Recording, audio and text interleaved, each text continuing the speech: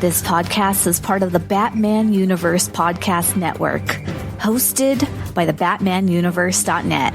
Check out everything related to Batman and the entire Bat family at the BatmanUniverse.net, including news and original content related to comics, movies, television, merchandise, video games, and more. Also, check out some of the other unique podcasts that TBU has to offer.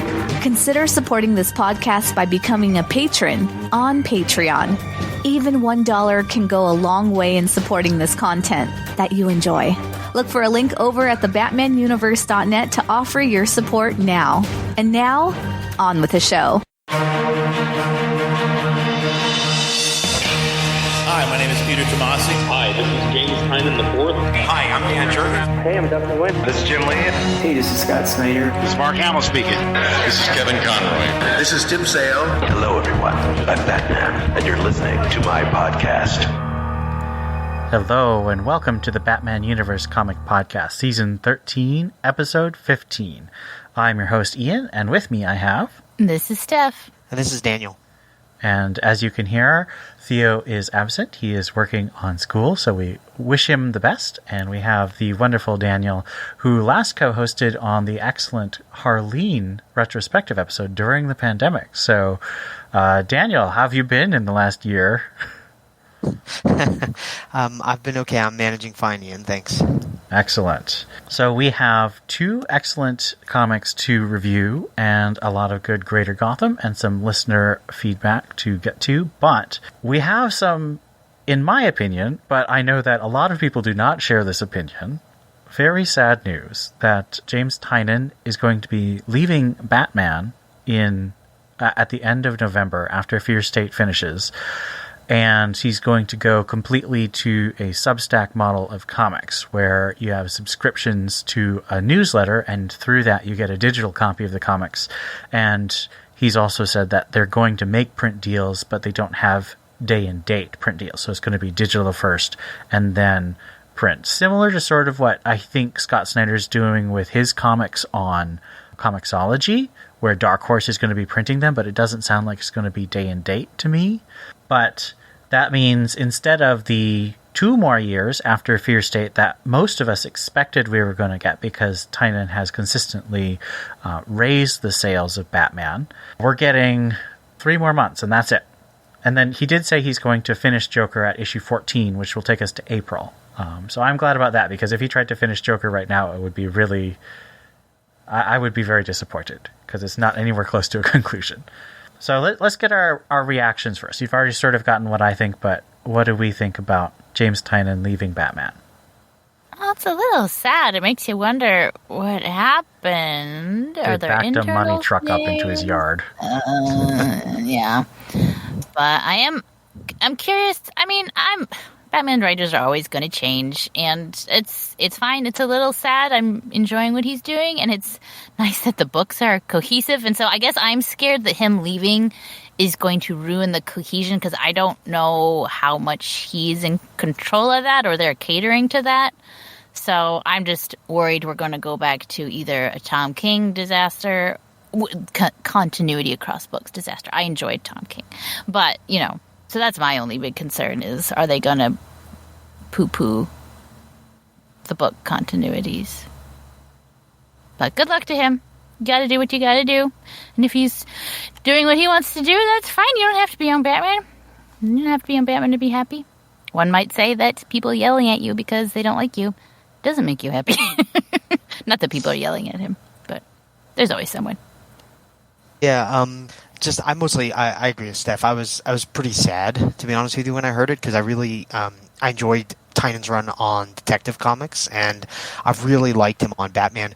Pretty much, principally, I mean, I like the narrative and the stories. I think he's easier to follow. I think people who heard my prior appearance on TBU podcast know that while I really appreciate a lot about Tom King, I think his narratives are really, really sort of confusing and the chronologies are often messed up. And so it's difficult to follow. So it's really nice to be able to just follow the stories, I think a little bit easier. And then to that point about cohesiveness, I mean, it's interesting to me that Tynan refers to himself as a showrunner. Like he actually uses that language when he talks about it. And you could really start to see it, that sense of sort of cohesiveness across different books in the Batman universe. I thought was really, really exciting. So, I don't necessarily imagine that is a strength of all writers, because I certainly don't think it was a strength of King's, as creative and original writer as he is. So I'm kind of sad about that, but sort of just interested to see who they bring on, and I hope that they've had enough notice, right? I mean, that they've had enough notice to really sort of think and plan a little bit about who they want to bring onto the main book next. Yeah, I think that's an excellent point. As much as I really do enjoy what Tynan is doing, especially on Joker, I think anyone who's listened to the podcast for the last 6 months knows that I won't shut up about how much I love Joker, which is something you would never hear me say a year ago. And when I say I love Joker, I mean I love the title Joker, not the character Joker. But he came up in the trenches as a backup writer for Scott Snyder, and then his first big project was Batman Eternal, where he wrote like the beginnings and ends of the arcs, but he had to coordinate with 6 other writers, all of whom were writing at the same time because it was a weekly comic. And so he really does have that extremely collaborative ability to improvise and work with other people's ideas, but also sort of direct people. So one of the problems with, I would argue, the last 3 major Batman writers, which takes us past 15 years, is that all of them are very solitary writers. Tom King is very, very solitary. He says he doesn't like to tell people what to do. He does sometimes do sort of an improvisational series like Grayson with Tim Seeley, but that was really kind of taking every other issue rather than writing together. Scott Snyder does like to make people feel included, but he's not very good at it. I really think that it was James Tynan that kind of formed the group that helped Scott Snyder's vision be projected through the New 52. And then Grant Morrison was really just kind of writing what Grant Morrison wanted to write, and then everyone else wrote around that stuff. Grant Morrison almost never really worked with the other writers, in my opinion. Now, I could be wrong. I wasn't there. But just looking at how those titles worked and what those titles did for all 3 of those writers, none of them have been as interested in working together as Tynan always is interested in working together with other writers. I have preferred other things. I mean, obviously, I prefer Joker to what he's doing in Batman. I've preferred his detective comics. But I think what he is doing in Batman is well worth reading. It's been a lot of fun, and he's worked really well with Jorge Jimenez. Now, Jimenez has said he's staying on the title. I don't know how long that will last, but it is nice to know that he's still interested in drawing Batman for a different writer. So Theo, our co-host, gave us a list of preferred or potential Batman writers, and we did talk about this a few... Was it last episode, Steph? Oh, some amount of time ago. It was, like, who would you like to see on Batman? Like our dream list. Yeah. That was probably a few weeks ago. And we did not think it would have to come into play this early. Yeah. I really didn't think that this was going to happen. Theo's list of potential Batman writers in order of preference are 1 through 3 is Brandon Thomas. I was going to read them out, but that's, we got time. 4... Christopher Priest, 5, Chip Zdarsky, 6, Kelly Thompson, and 7, Tom Taylor. So Brandon Thomas, okay, newbie here. Okay, Brandon Thomas is the one that made us like Duke Thomas. Is that correct? Yes, that's correct. Okay. Christopher Priest is very smart and wrote Deathstroke. I just couldn't remember the name. A lot of Black is Panther too, I think, right? Yes. Oh, is he wrote like 4 years of Black Panther. I kind of would like him on tech. Yes, I would also like we need smart people on tech. I mean, I'm not saying anything bad about Tamaki at all. I'm just saying it's been a while. Chip Zdarsky. He's writing the Jason story right now. He's writing the Jason story, which is so good. Kelly Thompson. Now, she's the one that's a full Marvel right now, right? Yes. I don't know anything about her. She's writing Black Widow right now, and also Captain Marvel, I think. She wrote Deadpool. I'm reading the new Black Widow. It's pretty good, actually. I'm impressed. I honestly didn't realize that was her, but I like it, so that's interesting. Yeah, I thought the first arc was kind of weak, but the second arc has really been everything I'd hoped for. So it's really, I would love to see her come over to do Batman. I don't think they're going to do that just because she's so entrenched at Marvel, but I could be wrong. And then Tom Taylor, I just don't want him to leave. I don't want him to leave Nightwing. I think Tom Taylor has too many projects right now. I mean, he's got the Dark Ages going on at Marvel and Nightwing and the detective something. Yeah, Batman the Detective. Although I'm sure that's already written because we're like over halfway through that. And he's got another project he just said that he's been working on for 2 years, and I'm pretty sure he's got other projects too. And he also might be working on TV. I actually don't know because he has worked on TV before. But it doesn't sound like he's got room for Batman because basically if you're Batman, that's your main book. You can't like do Batman on the side. And we don't want you flipping tables, Ian, if Tom Taylor actually becomes... Yeah. I mean, I think that everyone except me would be fine with Tom Taylor, but I think what people kills everyone off. I think what people might not realize is that until Tom King, Batman was always my least favorite book in the Batman line. I always liked the Bat Family better. So the Batman book being my least interesting book in the lineup is not actually something I'd be bothered by. It's unusual for me to like it as much as I have with Tynan and King. And then Theo asks, what is Tomasi doing these days? Indeed. Where he's been dropping the ball. Like, Challenge of the Super Sons was better than Adventure of the Super Sons, but that's not saying too much. And, I mean, it was cute. It was very cute. I enjoyed it. But I still don't understand why there needed to be 3 pages about Superboy drinking pee. Anyway, I don't know. Tomasi's kind of lost his charm for me a little bit. Also, he screwed up Tech. He did, yeah. I don't think his run on Tech was that strong. So, and I don't know why, because his run on Batman and Robin showed he can do these long-term character-driven arcs, but there was no character-driven stuff in Tech. No. It felt kind of perfunctory, like he kind of just doing it, almost like filler, some of it. Yeah, and I don't never know happened why. with Tech. Like, even though I'm not the biggest fan of Tomasi, like, I know he can be really, like, long-term and driven. Maybe this is part of the editorial problem that led them to fire Dan Didio. Maybe Dan Didio wouldn't let Tomasi plan out that far. Maybe. Who knows?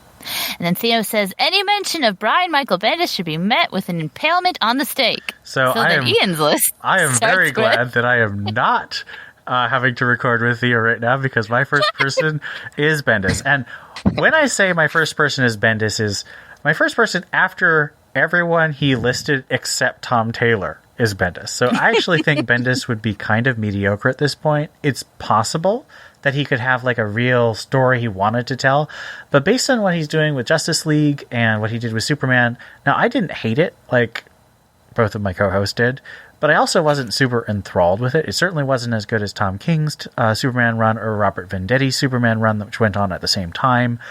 So my opinion of a Bendis Batman would probably be, it would be meh.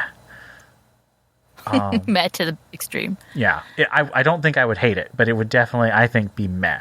My next person would be Joshua Williamson, who's currently writing Robin. Now, I don't think Williamson can do it because he is so busy. Like, he's doing Infinite Frontier, he's building to a new event, he's writing Robin, he's writing... there's something else he was writing, but he feels like he's writing so many things all at once, and I don't think he has the space to do the Batman book. Because, again, Batman is the main book you're doing when you're on Batman. Another thing that we've talked about is scooting Mariko Tamaki, from Detective to Batman. Now, I don't think I've seen someone go from Detective to Batman directly before, except for Scott Snyder. So Scott Snyder did the Black Mirror, and then there was a reboot, and they put him on Batman. Now, that's a little different because it was a reboot, and we don't have that kind of situation here. I think it's more likely that they feel that Tamaki's doing a really great job on Detective, which she is, and they will keep her there. I think she would do a great job on Batman too, but I don't like splitting something without like a big in-universe reason. And it feels like she has a lot more story she wants to tell in Detective, and even if she took that story and put it in Batman, that would it would just feel so disjointed and weird, and I don't think it would be a good idea. Other people that I'd suggest who are in the DC stable, Tim Seeley, who just came back to DC with Superman vs. Lobo and Suicide Squad King Shark. I'm a huge fan of Tim Seeley. I think he was trying to become the next Tom King in a lot of ways because he worked on Grayson with Tom King. He worked on Batman Eternal with James Tynion and Batman and Robin Eternal. He did Nightwing and Rebirth, but then he kind of moved away from DC, did a lot of indie. He's still doing a lot of very popular indie, including the definitely not safe for children or work, but very amusing series Money Shot. So I don't know. Maybe Tim Seeley will be someone who could be tapped. I think he could do it. It would definitely be a more lighthearted take, because Tim Seeley tends to do lighthearted really well. He like blends funny and heart really well. And another person people suggested is Stephanie Phillips, who's doing a really good job with Harley Quinn right now. But I don't know if they're willing to bet on someone who basically just has 6 issues of an ongoing under her belt at this point. And my troll answer is they're going to bring back Tom King. They're not going to do that. I don't want them to do that because I want Tom King to finish Batcat, and I don't want him to do more than 12 issues at a time. But I think it would be hilarious. That's one word for it. Okay, Daniel, what do you think in terms of who they could bring, who we haven't discussed before? The only other name that sort of that I have really liked, I've really loved his storytelling in comics in general, is Kieran Gillen. Because mostly I read the Batman universe, and then I'm a Star Wars fanatic as well. And so I think some of Kieran Gillen's his run in Star Wars I actually think is one of some of the best Star Wars stories that have ever been told. And Ian reminded me in when we were preparing that he was on black and white actually, right? So he has at least some dip to toe in to DC as well. I don't know what the odds of that happening are, but I do think he's a really, really great storyteller, and he makes really tight, cohesive arcs that sweep. I mean, some of what he did in Star Wars was long. You know, it took a long while to sort of finish some of the arcs he did. So it would be neat to see him, but I have no idea if that's in the realm of possibility. Oh, someone else I was thinking about is maybe they could get Greg Rucka to come back. I don't think he would, but possibly. All right, so that wraps up our discussion of James Tynion IV leaving Batman after Fear State in November. Again, I am very sad, largely because I just think he's been such a great collaborator, and he's really brought the Bat books together. It feels like they're all in the same universe, and it doesn't feel like you can have these conversations about, well, when does this happen? When does that happen? But you don't have that feeling like, well, Tom King's writing about a Batman who's basically spending all his time with Catwoman, and James Tynion, a detective, is writing about a Batman who's spending all his time with these 6 people. And Scott Snyder in Justice League has Batman with all his bones broken. And you're just like, how do these fit together in any way? So, we wish James Tynion the best, but we wish he were staying a bit longer. At least I do. With that being said, let us move forward to our reviews, and we'll start with Batman number 111. I am vengeance. I am the night. I am Batman. Written by James Tynion IV, drawn by Jorge Jimenez, colored by Tumu Mori. In the future, Batman continues to face the Scarecrow in his waking nightmares. As in the present day, Miracle Molly and her Unsanity Collective cyborg friends fight off Peacekeeper 01, trying to kill them, despite the Unsanity Collective surrendering. Batman, Harley, and Ghostmaker arrive, giving the collective time to board Ghostmaker's plane. Ghostmaker stabilizes the most critically wounded cyborg Kid, and Batman tracks Peacekeeper 01 to Arkham, where Scarecrow betrays Simon Saint and Peacekeeper, then captures Batman, leading directly to the flash-forward scenes that we've been seeing for the last 6 issues. So, some questions. Do you like the circular way the book uses the flash-forward openings now that we've come to the beginning of that section of the book? Have we, though? Because he's just standing there, looming over Batman, but if you read the free comic book day Batman comic, it looks like he gets away, maybe. So, unless something happens between right now, this last page in Batman, and the Free Comic Book Day, or maybe what's in the Free Comic Book Day is all in Batman's head, which is possible. It's fine. I'm glad to be caught up with the present. I keep forgetting about the beginning, so I'm glad that that's over. Not that it wasn't scary or anything. It just was just like a page or two, and then you'd read a story that had nothing to do with that, so it just kind of slipped from my mind. So I'm glad to be caught up and to finally start Fear State, because, I don't know, it's been a little annoying that it's just been teased and then nothing ever really came of it until now. Yeah, I like it. I mean, I think, I like it to a point when comic book authors play with time a little bit, right? I mean, I think it's interesting, and I don't think it's been too distracting. I mean, I think Steph's point is a good one. If you really didn't want to get too invested in it, you didn't have to, right? Because most of the narrative was about something else. But it was cool to see it sort of start to come back around. I mean, I'm not sure. I agree with Steph. I'm not sure exactly where we are, but it certainly seems to have sort of turned a corner a little bit, right? To getting closer to the present. So I think it's effective.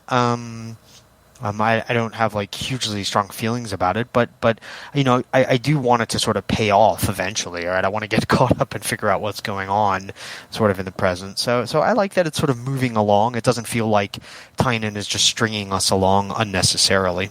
Yeah, I think I agree with both of you. The opening flash forwards haven't felt hugely weighty. I mean, basically, it's just seconds or minutes where Batman starts being captured, and then eventually he breaks free and he runs out and sees a huge, what appears to be a hallucination of Scarecrow. So that's like a summary of all the flash forwards so far.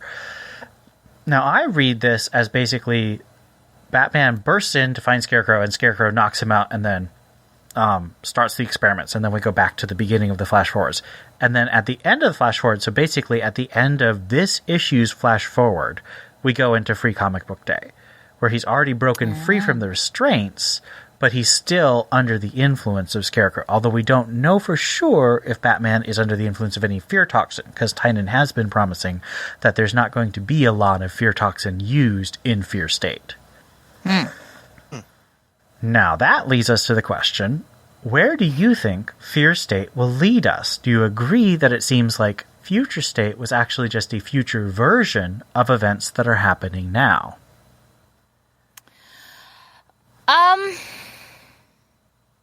Well, I mean, they're definitely lining it up. They've got Peacekeeper and Harley doing things, and Scarecrow is not on path to be a doctor for Gotham. I don't know. And Arkham is burned down, so they're going to have to I don't know. There's a lot of stuff that isn't lined up yet that makes it so it can't be immediately soon after this, but also because of the age of the characters and all the stuff that's lining up to happen, it can't also be too far down the road. So, I don't know. They could still bring it full circle. Yeah, I think one of the things I really liked about, and I didn't read a huge number of titles in Future State, full disclosure, but I think one of the things that I think was really interesting about it was how well they sort of masked the sense of time. Like, it was sort of, quote Austin Powers, right, quasi-futuristic, right? So, but I couldn't tell whether it was like, 6 months in the future, a year in the future, in continuity, I mean, right? Or like 20, 30 years in the future, right? Like old Bruce, like Dark Knight Returns or something like that.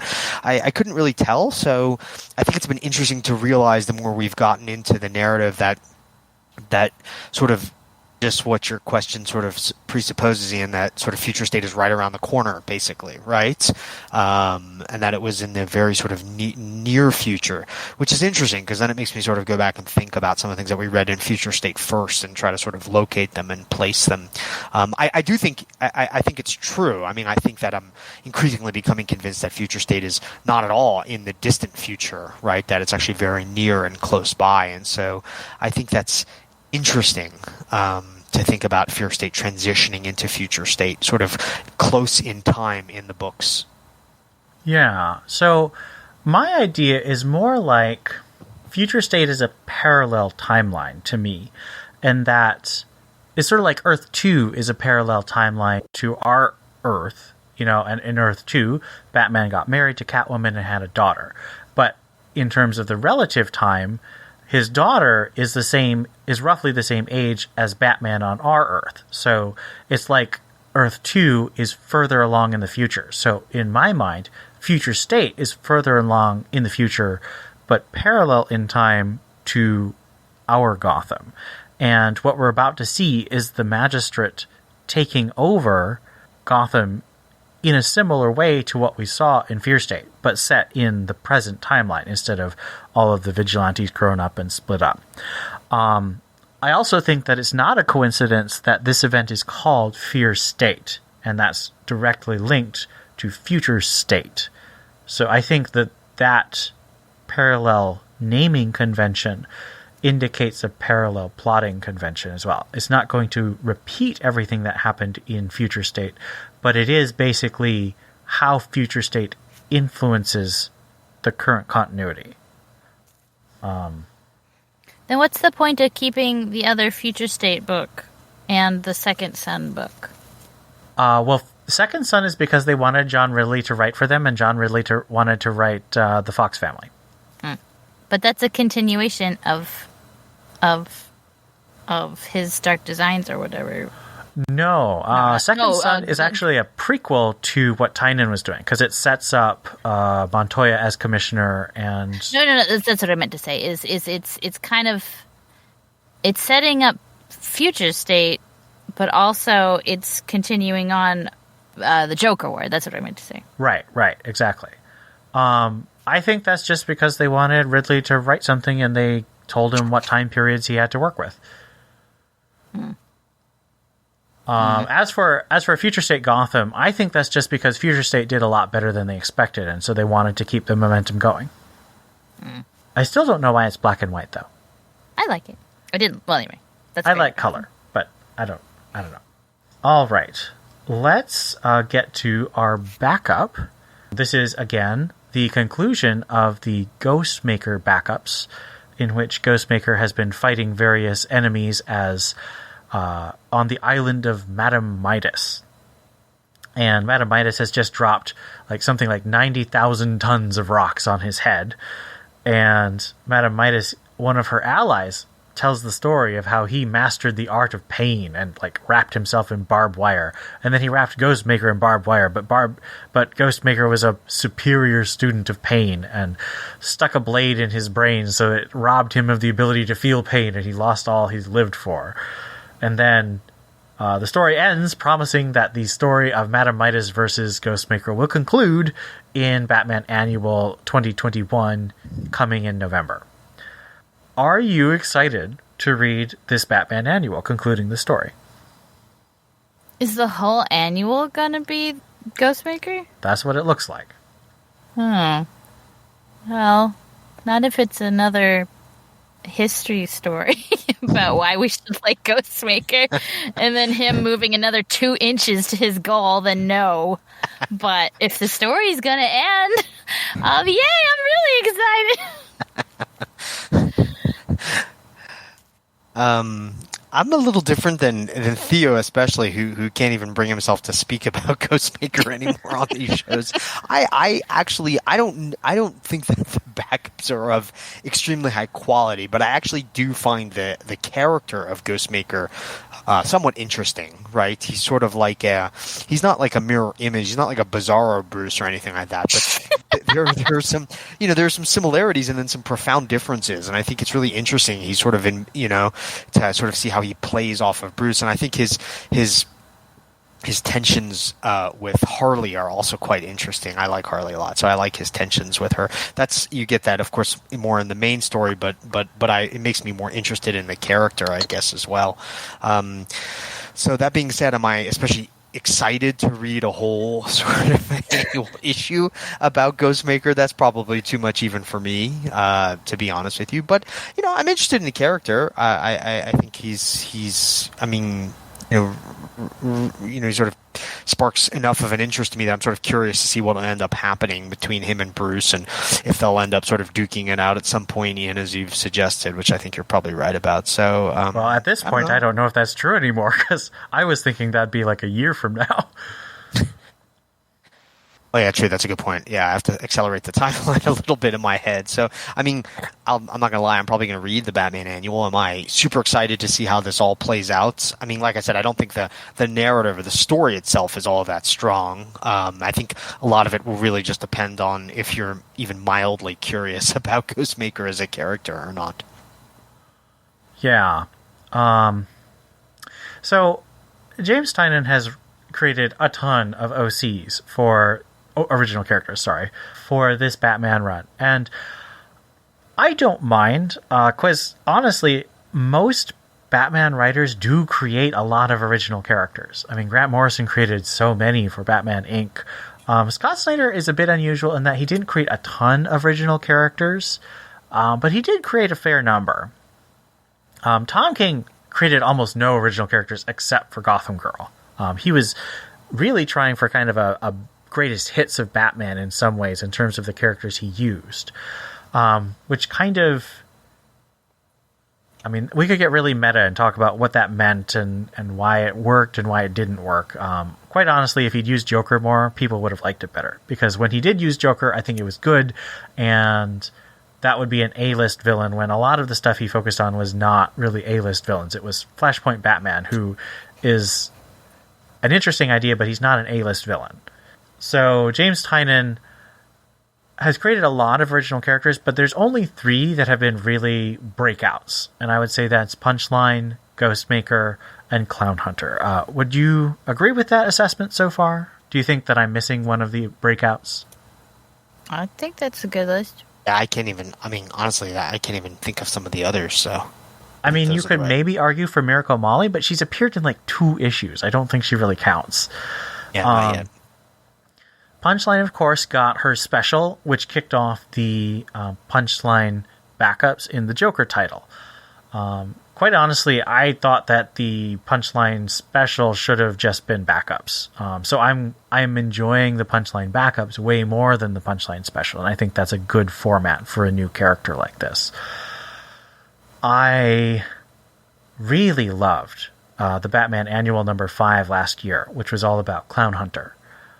I thought that was extremely emotional and really built out Gotham in a good way. And I would say of the 3 main original characters he's created, Clown Hunter's the one that I've formed the most connection to, even though he has kind of taken a real back seat in the last 6 months, although he is about to get a special next week, which we'll of course cover in Greater Gotham next week, or rather next episode.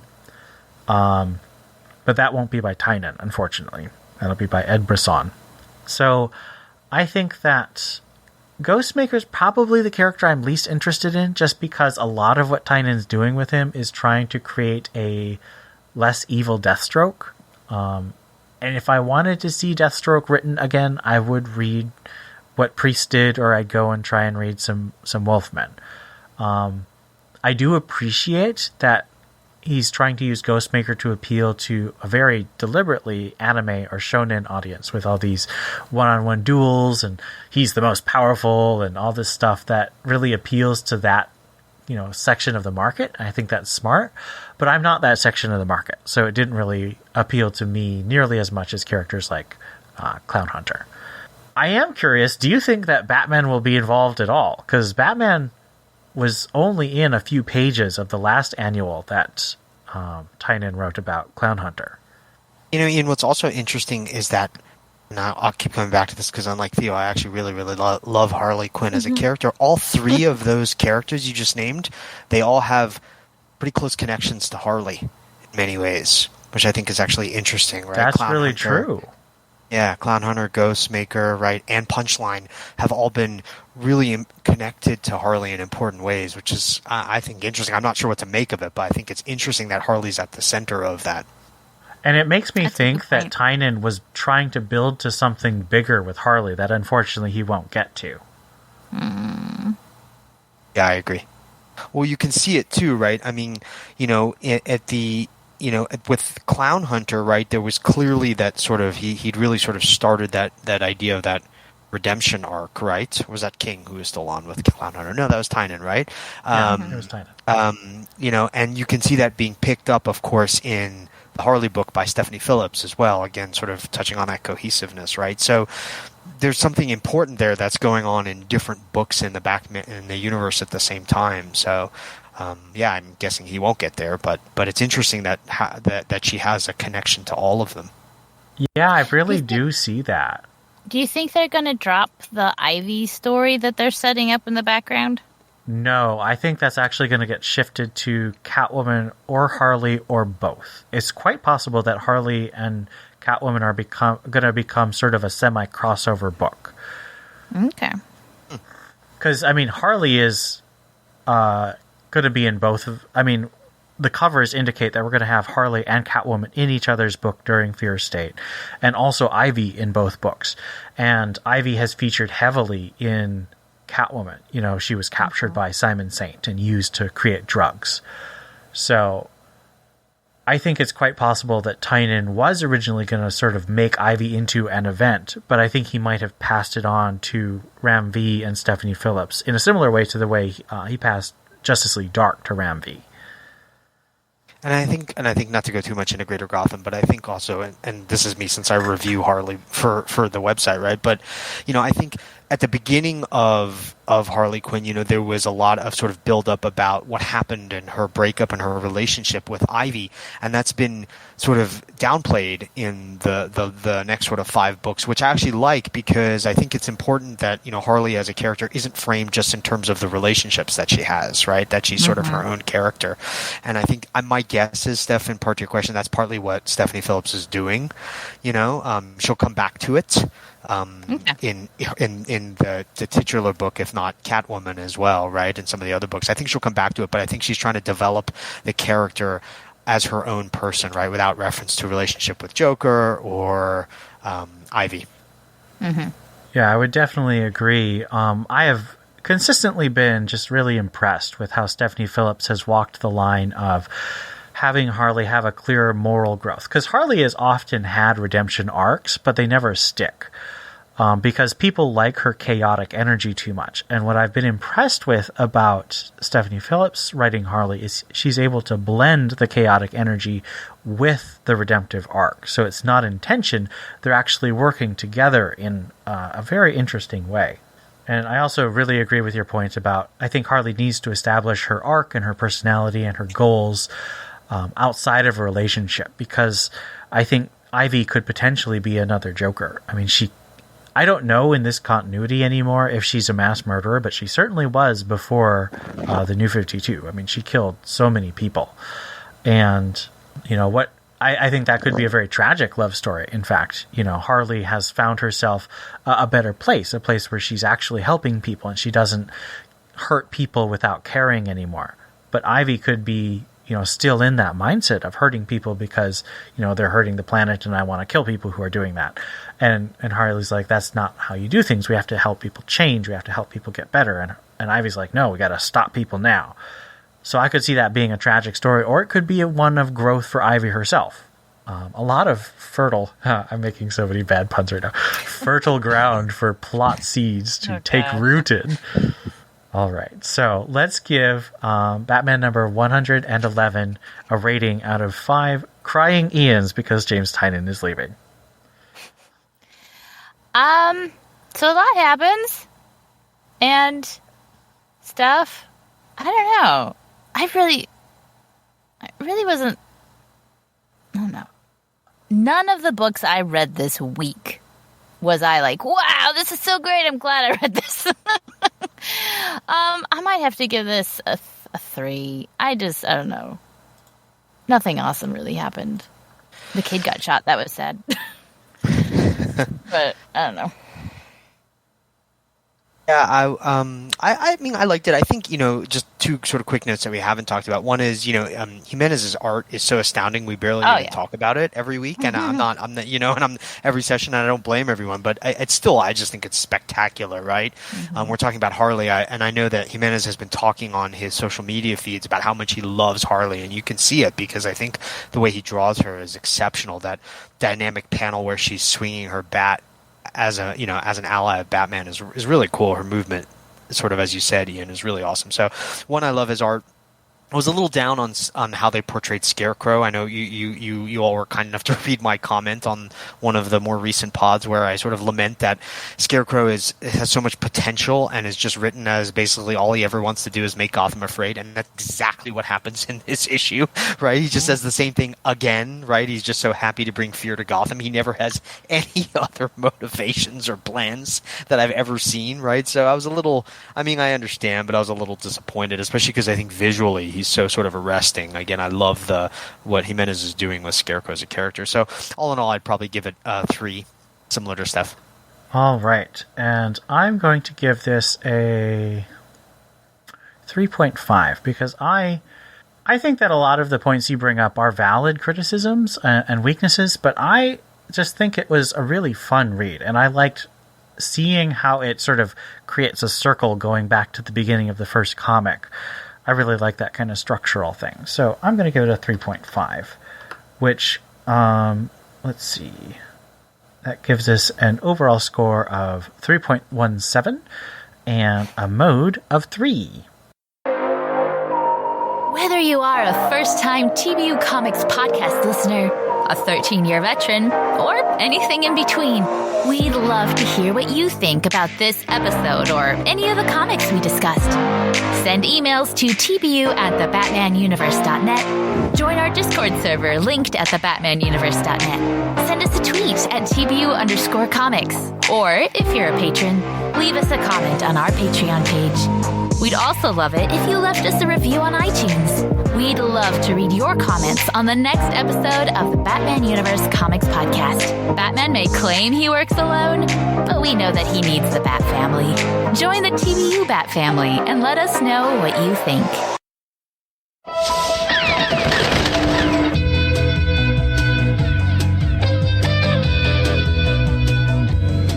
Detective Comics number 1041, written by Mariko Tamaki, draw art by Dan Mora, and colors by Jordi Belair.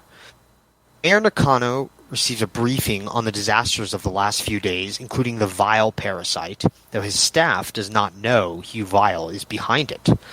In Mr. Worth's rampage of revenge, Bruce Wayne emerges from the sewers, contacts Oracle at a cafe, and Babs helps him gather an old suit and go to meet a new threat, calling itself the Jury, and advertising all over Gotham.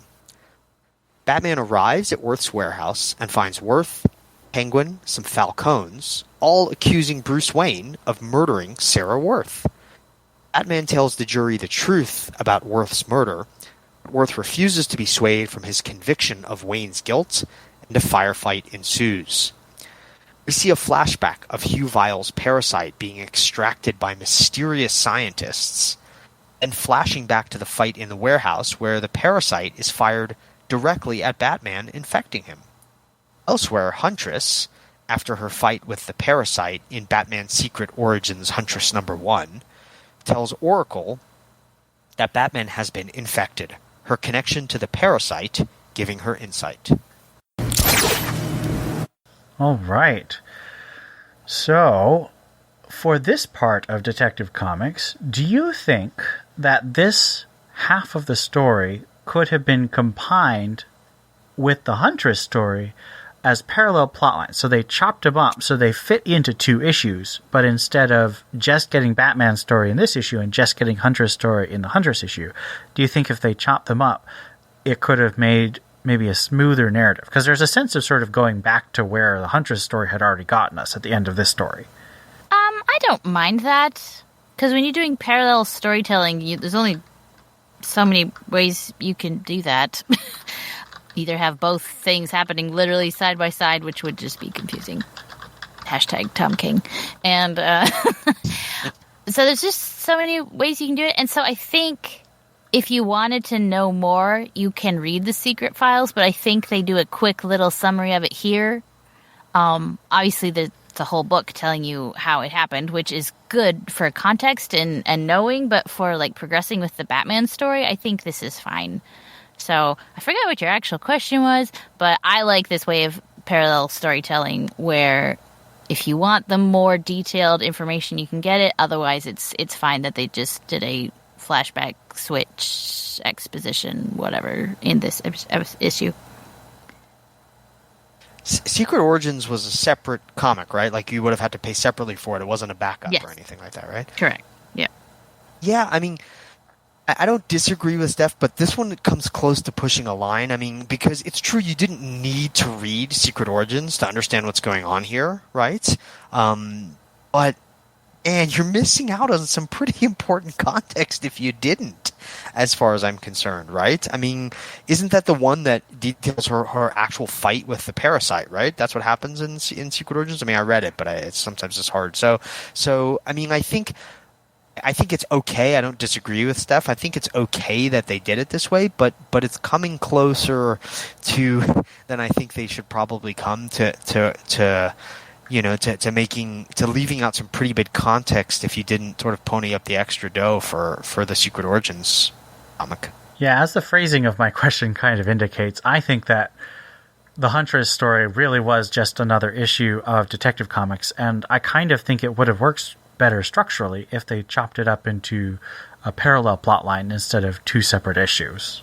I just think that because we find out at the end that Huntress is already at the same point in the timeline that we reach at the end of this issue, it felt like I'd gone forward in time and then gone back and then gone forward again. So I don't think it's bad. I think you certainly could just read the Detective Comics and everything would make sense. But I think that since Tamaki is the one writing the Huntress story, it's all part of the same story. And so I think it could have been a bit more gracefully organized. What is your favorite Dan Mora art moment in this issue? Oh, Hoodie Bruce. Can I just say Hoodie Bruce? I love Hoodie Bruce with the jacket on. Oh my gosh, that's the cutest look. I love that look. I love hoodies sticking out of coat jackets, and Bruce is just and running out of battery in the oh yeah, it's just so funny to see Bruce Wayne, Batman with all his gadgets, and his phone died. He has to plug it in a coffee shop or something like that. It's just ridiculous. That is awesome. I love that. Yeah, Bruce in the coffee shop is my favorite Dan Morris scene of the week. I had to look. I mean, it's funny. I was thinking of Steph when you asked this question. I was like, I know which one is not Steph's favorite, which would be the scene where they're sort of extracting the parasite from Cuba. That was pretty gross. That was your least favorite page, wasn't it, Steph? Right? Not to go completely off the rails and maybe to give Daniel a little extra time to look up his panel, but I watched Suicide Squad yesterday. A good. Starro was so gross. He was so bumpy and so slimy. Oh my gosh, every time they did a close-up of his tentacles, I almost barfed. Oh, I have, what's it called? Tetraphobia? Don't look it up. Well, no, if you look it up and you barf, you have it too. But, barf. Okay. I think Starro should be terrifying and gross. I threw up. I couldn't look at the screen. I love Dan Mora's art. It's hard to pick just one, and I actually don't mind the sort of alien parasite genre, to be honest with you, right? I kind of like that. But I think my favorite was probably just the Huntress page in general. I think especially the top half of that page, that panel. It's like I really like Renaissance art, so I like the triangular geometry. The moon is like right above her head, and you see Gotham sort of illuminated in the background, and the coloring. I mean, Jordy Blair is spectacular, right? But it's just a really cool page and a really cool image of Huntress. I think it's awesome. Yeah, well, I'm glad we all picked different ones. Mine is going to be when Batman puts on his old suit and he's in the blue, gray, and oval. And my next question is, what do you guys think about possibly going back to Batman wearing the blue, gray, and oval regularly? I don't have big feelings about generational outfits and cars. But I think he's cool. It's definitely the blue is more iconic, I think. So I would be cool with that.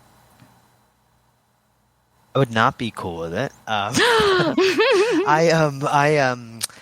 have there's lots of different Batmans, right? But I anything that even remotely resembles camp Batman, I just can't tolerate at all. And the blue and the yellow, those sort of garish colors really remind me of that. I really just I love gothic Batman, right? Just shades of black and gray. That's what I really want, and dark blues, I guess. So, but I think that's really personal preference. It's iconic, and it's funny, I actually noticed it. I winced. I was like, what's he doing? I was like, why is it all yellow like that again?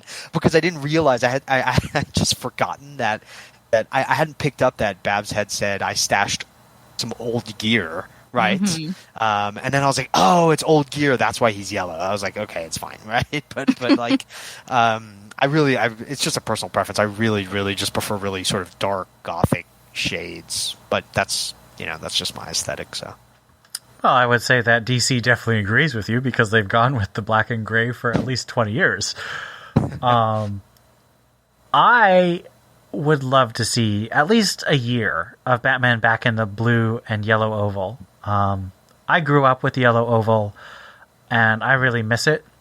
There was a scene in Batman 101, right after Joker War, drawn by Guillaume March, which was a flashback to Batman in the blue, gray, and yellow with Tim Drake as his Robin. And it hit me emotionally, and I was like, whoa, I miss this. And so seeing it again, and Dan Mora drew it so cool, I miss it. I would love to see it again, maybe not permanently, but for a significant arc, I'd love to see a Batman wearing the retro suit. I do like how Dan Mora drew the utility belt on that page, Ian, because I know a lot of the artists now, like Lee Bermejo especially, and then there are some others who draw belt as just like a bunch of pouches, literally, and I sort of grew up, my Batman was Batman the Animated Series, right, where it was much more like the image that Mora has drawn here, like sort of all these little snazzy cool compartments, right, and sort of straight lines, and it doesn't look like sort of Batman fanny pack, which I'm not a big fan. All right. And Daniel, could you read the summary for our backup? Sure. Backup summary. Task Force Z Part 1, right? I think, isn't that what it's called? It's called What the Bleep is Task Force Z. Is that actually what it's called? Sorry, I was just looking it up. Yeah, What the Bleep is Task Force Z Part 1. And this is by Rosenberg, right? And art by Robertson, right? Mm-hmm. Deb Donovan investigates the Gotham subway, chasing down the Transit Authority president for comment on rumored corruption and rising costs thrust onto consumers. Getting a mysterious note, she then heads to the morgue, views Bane and Batman's corpses, and discovers that Astrid Arkham, the Arkham Knight, has been body-napped. Batman saves her when an armed thug warns her not to investigate A-Day, then warns her himself the same thing. Meeting up with Vicky Vale, who agrees with Batman after trying to scoop the story herself, Donovan heads home only to find Red Hood in her kitchen eating her cereal. So, are you more or less excited about the Task Force Z upcoming story now? I will say a hair more excited than my previously not excited because Jason's involved. And I love Jason. And everywhere lately, I'm excited. I'm not unexcited anymore. Although I hate his bandana, like his mask bandana thing. Ugh. I didn't know who it was for a second, even though his Red Hood mask is right there, and he's wearing a red bat on his chest. I was like, who is this guy? Ugh. I didn't pick up that it was Red Hood immediately, to be honest with you, right? So I don't blame you, right? Maybe just because I've been used to what the art has been in Urban Legends, right? And it's different, so different. So I didn't pick up on either.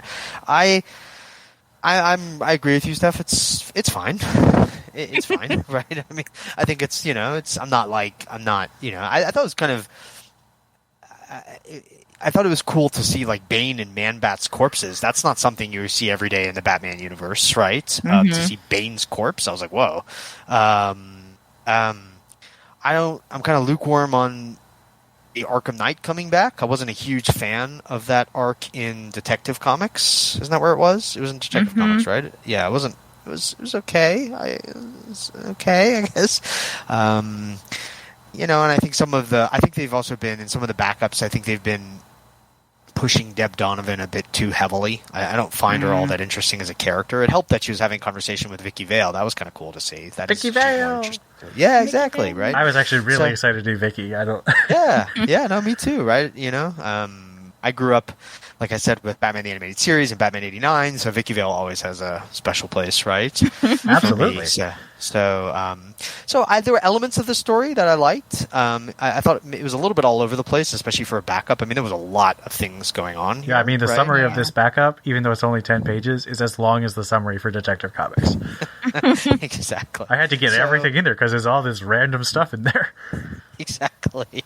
I don't quite understand how any of that all fits together, and I think the sort of device that they use, where she's warned by the person with a gun not to do something, and then Batman saves her, but tells her to do the exact same thing. It's kind of it's a little peculiar, and I guess it's a little bit self-referential because they sort of because Vale, right, kind of makes fun of it a little bit as well. Well, you should just listen to him, I guess. So it's okay. I mean, I'm not like unexcited, but some of these threads I think will be sort of interesting to see where they end up. I would say that I'm kind of the same.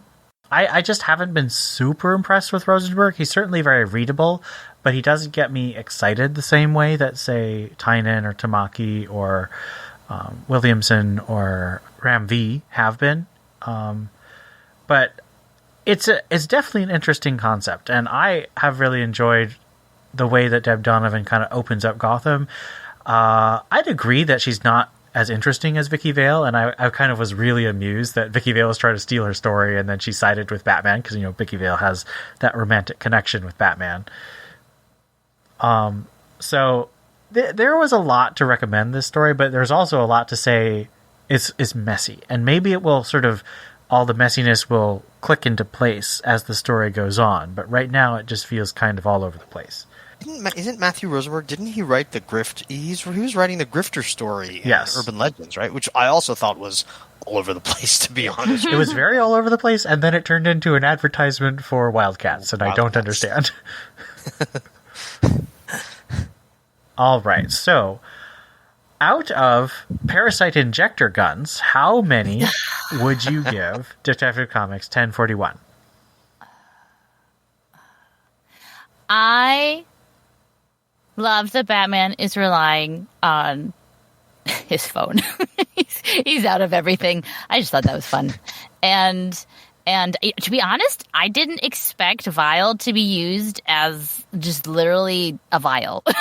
I thought, they're going to bring him back. He's going to be fine. He'll be evil again. But no, they just need him as a source of DNA or whatever. So I was pleasantly surprised at the little personal and plot touches. I couldn't care less about the zombies. Okay, not less. There's very little less I could care about the zombie story. But if Tamaki's writing it, I'm all... Is she writing the No, Rosenberg's writing it. Oh, then never mind. No, I don't care. Because as I said before in a previous cast, if Tamaki wants to write zombies, I will read zombies. But no. So I would say 3.5. Parasite guns, bullets, whatever. I liked it. I mean, I still love what Tamaki is doing. I love that Dan Mora is back on the art. I know Victor Bogdanovich is a great artist too, and I think it works with Tamaki's writing. But I think Dan Mora is really awesome, so it's cool to see him back. And I still love that Huntress is playing an important role. So I think it works. I like the story. I agree. I think Tamaki, paints Bruce in some different ways, and I think it's quite humorous as well. I really did get a chuckle out of him, his cell phone dying and him having no more tech, basically. So I'd give it 4 Parasite injector guns. And I'm going to give it a 3.5 because I think that Dan Moore's art like Jorge Jimenez art, is just so consistently stunning. And the story is really fun. And even the backup it definitely doesn't detract like I would say some of the past backups, like the Hugh Vile backstory definitely detracted. Oh, yeah. So that gives us a 3.67 out of 5 injector guns for the overall score, the average, and a 3.5 mode. So quite nice. That concludes our review section, and now we'll move on to Greater Gotham.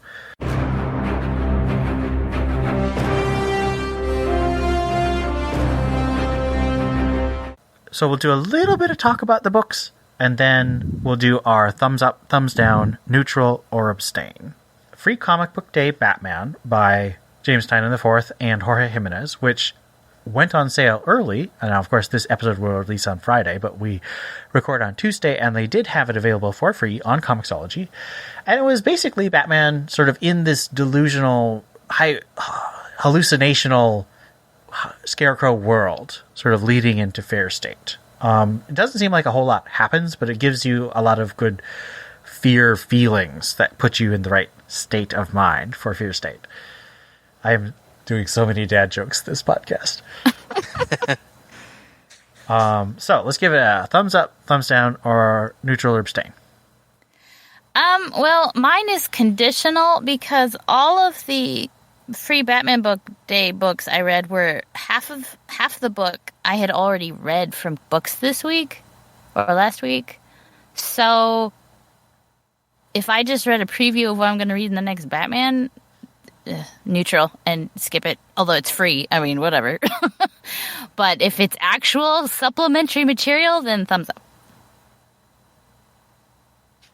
Abstain. I literally just downloaded this one like an hour ago, so I haven't had a chance to see it yet. I would give it a neutral.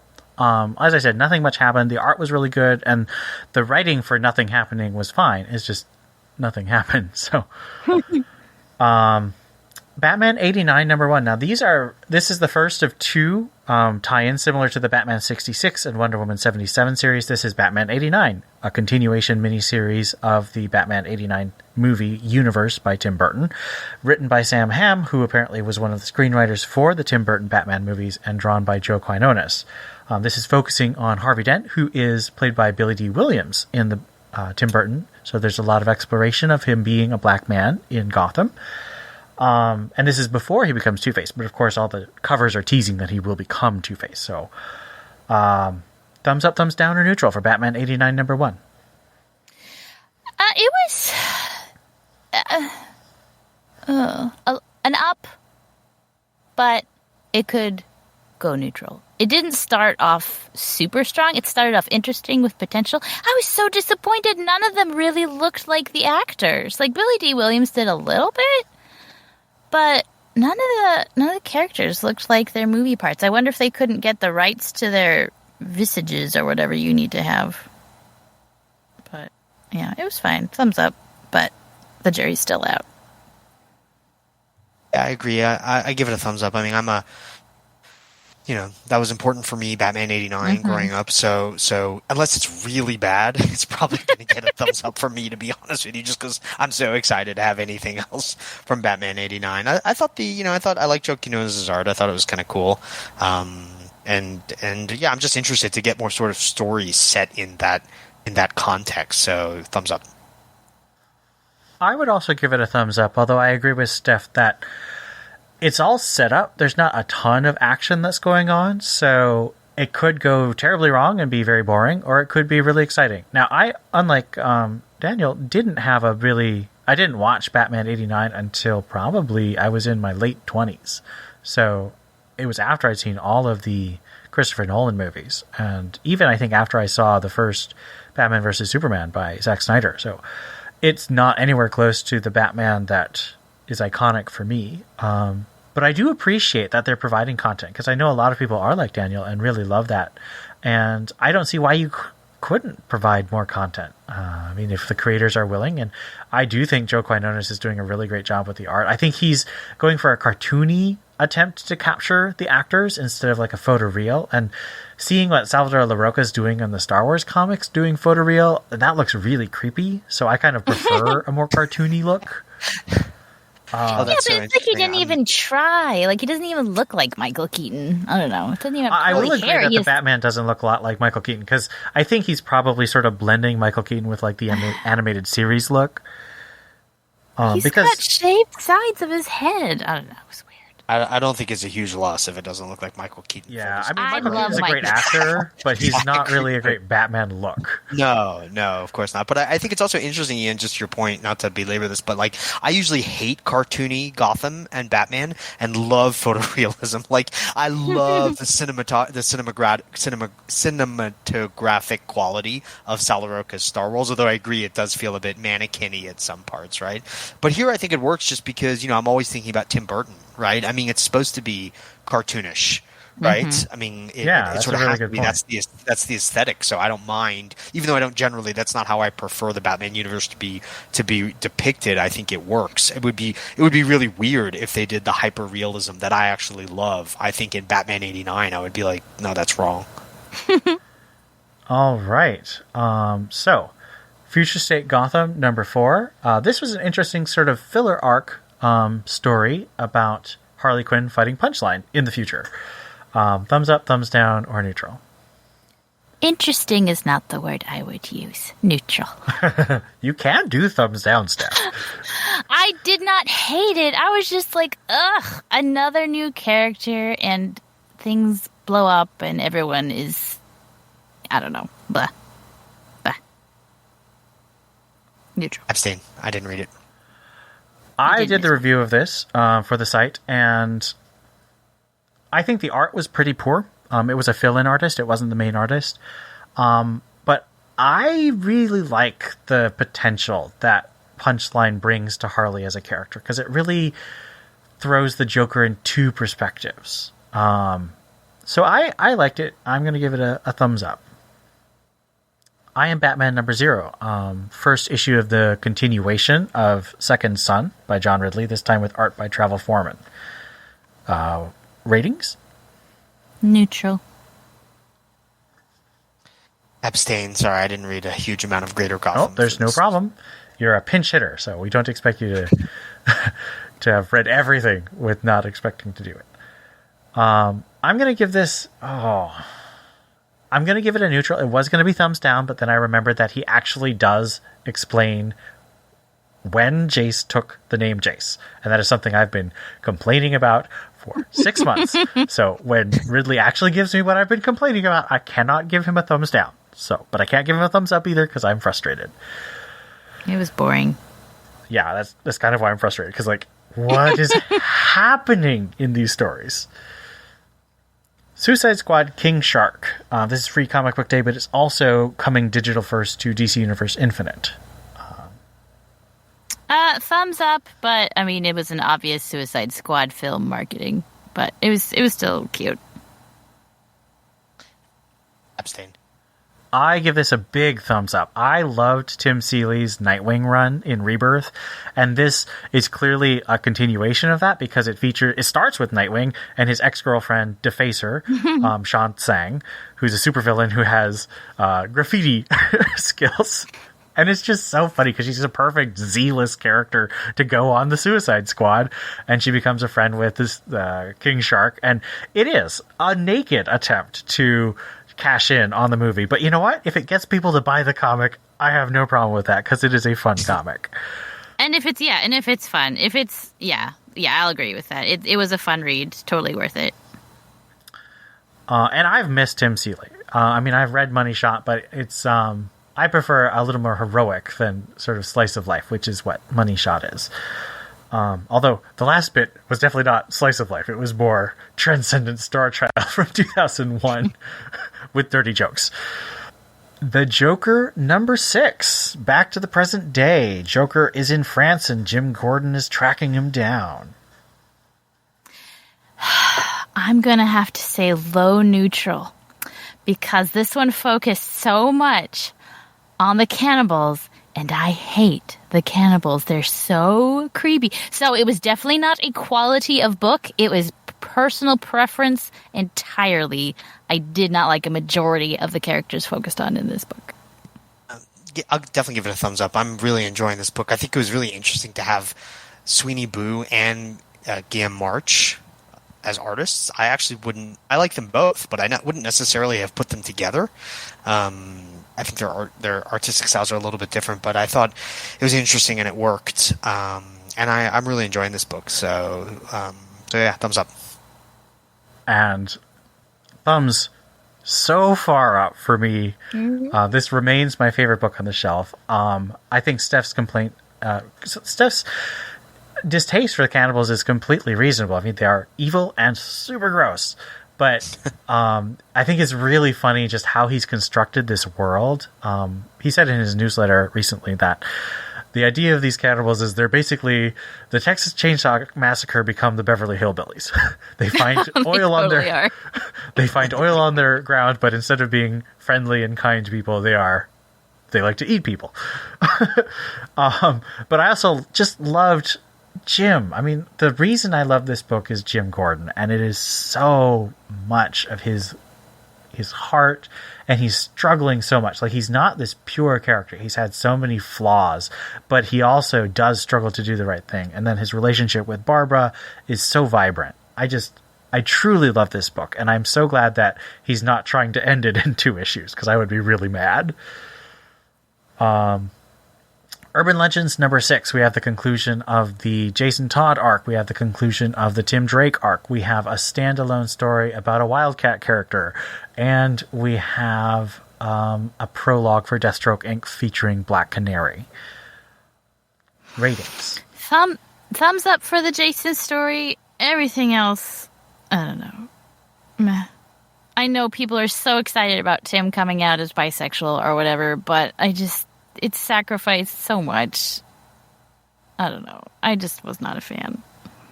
And then not the Deathstroke. The Wildcat story was just weird. I don't know. It was fine. It was not bad. So a thumbs up, neutral, or a thumbs up, thumbs down, and neutral. Yeah, I'd give this one a thumbs up, and I'm reviewing this book for the site, but I really liked the end of the Jason arc. I thought it was really, really well done. I really enjoyed it, and I thought it was an excellent... I think it's that arc that started and ended really, really strong. I really love Tim Drake. Unlike a certain absent co-host, he's actually my favorite Robin. So I like Tim Drake, but I actually like that he came out. I think that's important as queer, but... I didn't love the story. I sort of felt like by the end of it, like it was all just a build-up for Tim's coming out, which is fine. I think the actual coming out is really, really important, but I felt that the story sort of suffered in comparison. It almost would have to, I guess, right? So I will fully admit that I barely even know who the Wildcats are. So that one doesn't mean a lot to me, to be perfectly honest with you. And I guess the teaser for Deathstroke and Black Canary was mediocre, but I think overall it's thumbs up. I'm really struggling between a thumbs down and a neutral. I haven't been as impressed with the Jason story. It feels really kind of retreading a lot of the same ground. It has some interesting hooks. I do like the art, but it doesn't seem to say a whole lot new, and the whole thing about him giving up guns at the end, I don't think they're going to keep that with Task Force Z. If they do keep it for Task Force Z, I will take that back, and it is actually important. But if he's using guns in Task Force Z, this story is completely meaningless. The Wildcat story, again, I'm with you guys. It's not bad, but I don't care. The Tim Drake story... It feels like DC is being incredibly cowardly. This is not the main focus of the story. Now, DC did apparently try to do some publicity, although I don't know how much of that was DC and how much of it was fans in other publications, because they did have an Entertainment Weekly and a... what was the... There was another site that the writer, Megan Fitzmartin, did an interview about this story. But it's a backup story in an anthology series that's overpriced, so not a lot of people are reading it. If they really cared about Tim Drake coming out as bisexual, I think they should have either done a mini-series about this where it was the focus, or they should have done it in the Pride anthology. Because either of those would make it clear that this is a priority for DC. The way they did it here, make it seem like it is like the lowest on their priorities. And they broke up Tim and Steph off panel. Now, I don't have to have Tim and Steph together. They are my favorite couple, but Stephanie was single the entire run of Batgirl, and that's my favorite Stephanie Brown story. So it's not like she has to be with Tim Drake. But if you're going to break them up, I would prefer it to be on panel so I know why and what's going on. And Oh, he said in the comic, he said, no reason whatsoever, and I don't know why. I don't think that's good. I think that's very frustrating. It's like, does Steph have anything to say about this? So the story, I think it's an interesting concept, and I'm not against it per se, but I think the execution was very poor. And the Black Canary Deathstroke Inc. prologue, it felt like the Robin story, quite honestly, which was also by Josh Williamson and was completely unnecessary. Not bad, but why did we need space in the book for this? So I think I'm going to have to go with a thumbs down for the overall book. Just my take, unfortunately.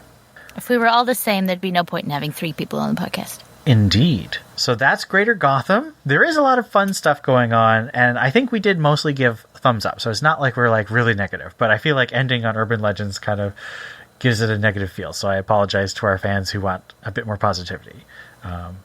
Go read the King Shark book. It's hilarious, and I really like it. Yeah. And it's free. All right. So we had some excellent listener feedback.